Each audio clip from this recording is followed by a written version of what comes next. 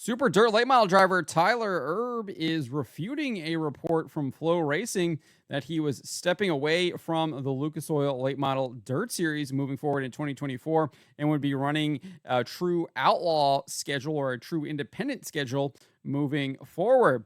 Before we get to this, I'd like to ask you, please hit that subscribe button, hit that bell for notifications so you don't miss any of our future videos here at John Trent Racing. So before we get to what Turbo had to say while he was at Mississippi Thunder Speedway speaking with XR Plus, this was the report from Flow Racing's Kevin Kovac. Headline says Tyler Erb announces his departure from Lucas Oil Late Model Dirt Series. And in the article here, it talks about how Erb would not be continuing to race on the Lucas Oil Late Model Dirt Series. It says here, currently ranked 11th in the Lucas Oil standings, 465 points behind leader Ricky Thornton Jr., with a single victory among 3 top 5 and 8 top 10 finishes and 17 feature starts. Erb's only concrete plans for the remainder of 2024 include the Crown Jewel races at Eldora Speedway in Rossburg, Ohio, and the 10-race Castrol Flow Racing Night in America Series. Beyond that, he then provided a quote from Erb. Then everything else is what we wake up that morning and decide to do, said Erb, who was a World of Outlaws regular from 2016 to 2018. So it also said right here that he would be racing at Mississippi Thunder Speedway in Wisconsin rather than with the Lucas Oil Late Model Dirt Series in Kentucky for what was supposed to be at Ponderosa and then Florence. Obviously, both those tracks got rained out. And it said here it will mark the first time he hasn't entered a points event on the tour since the 2019 opener. We then also had further comments here. It says Erb said too many tracks at the Lucas Oil schedule don't appeal to him, prompting his decision to shift to an independent schedule aside from the modest Castrol Tour commitment. Then it had more quotes from Erb. It says, I tend to do better at places that I enjoy going to, so I feel like it's a no-brainer. I feel like I've done it enough that I deserve to be able to pick and choose where I want to race. I've won races with the series, and you learn a lot doing it, but that's not how I like to race and what I like to do. I like to go where I enjoy it, or if I'm going to be gone, I can stay at people's shop that I like hanging out with. All that plays a role in it. At the end of the day, if you win more races, no matter what series you run or what you do, you'll make more money. So that seemed pretty clear that he was indeed not going to be running the Lucas Oil Late Model Dirt Series full time for the rest of 2024. He's going to be kind of playing a true outlaw schedule, true independent schedule, where he's going to pick and choose where he wanted to race at. And he was going to pick the tracks that he preferred to race at rather than following the tour. Well, now we have Turbo saying that is fake news. This is what he said to XR Plus while at Mississippi Thunder Speedway. Let's take a listen here. Well, first of all, I'm still on the Lucas Tour because I haven't missed a race. Just want to throw that out there for all the Facebook fucking heroes that don't have a clue about anything. I have not missed a race. I'm just a better weatherman and event planner than most people. So just want to say that because that is a fact as of May 3rd, 2024. I love Mississippi Thunder. And then he would later talk about it here a little bit further on into the interview. Let's take a listen. I read this week was how you're out of the Lucas Oil Tour. So was that story authorized by you, or how does that work? No, it's like CNN. It's all fake news.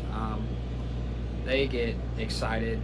People have a lot of opinions and ideas about shit that they have no idea, and I just think it's funny. I've raced a lot I'm 27 years old. I've raced a lot for 10 years, and people say I don't, I didn't perform to where I'm supposed to be. That's why I don't do this and that, fucking on and on and on. And I mean, realistically, it comes down to the fact of, I have a great car owner, I have great supporters, and people who allow me to do, what I enjoy doing. And, most of the people that have anything negative to say probably fucking hate their life, hate their wife. I can only imagine what their love life and some of their extracurricular activities every day include. But I mean, to be honest, name any of these guys that they think hung the moon. Bobby Pierce never ran a tour until 2 years ago. I don't know many people watch racing. Chris Madden, one of the best guys on this tour, he raced for like 30 years doing whatever he wanted. Scott, Billy, Mike Marlar, for all the Twitter. Mike Marlar's Twitter following is very Mike Marlar, and they're fucking goofy. So nothing against Mikey, I like Mikey. I'm just saying you don't have to follow a series. The series doesn't, they don't own you, and they don't, they do a lot for the sport, and we need the series, but we don't, at the end of the day, the series isn't what helps my dog get Purina every Friday. Like, it's how the car performs, and whatever puts yourself in the best position to win and be successful is what matters. It doesn't matter how you do it or where you do it or who you do it with. And I feel like, I don't need the approval to say I've earned my right to do whatever the fuck I want to do. It's just, that's what I'm gonna do. So yeah, that's it. And yeah, it's not a matter of the crew chief or the crew or fucking just silliness that they all speak on.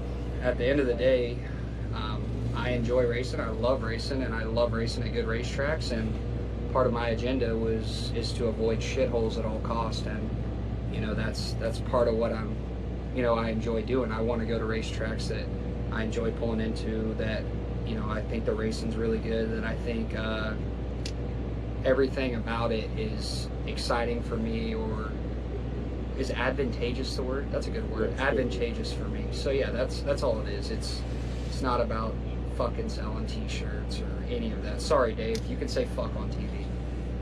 It's literally, I just want to race.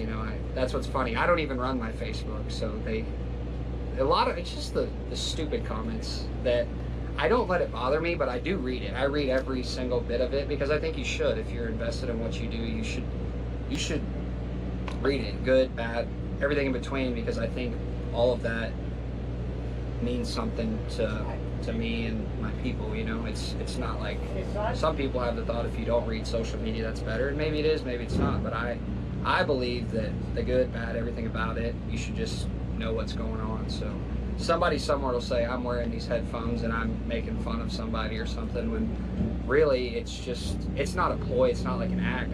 They were sitting here, I put them on just so some fucking guy that's really pissed off at his life has something to think about and ponder on and stew on for the next 3 weeks till he has a reason to say I'm a no good SOB. Any final thoughts for Snake X3 on 4M? Fuck that guy. So that is what Tyler Erb had to say. I don't think it was very definitive. It sounds very similar to what we saw from the Kevin Kovac report. It does indeed sound like he is going to be running an independent schedule. He's going to be chasing victories. He's going to be picking and choosing the tracks he wants to run at. So it does indeed sound like he is not going to be running Lucas Oil Late Model Dirt Series full time anymore. He's not going to be racing every single race anymore. I don't know.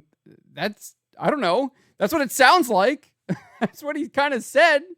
In other news, why do you think he's wearing those orange? I'm sorry.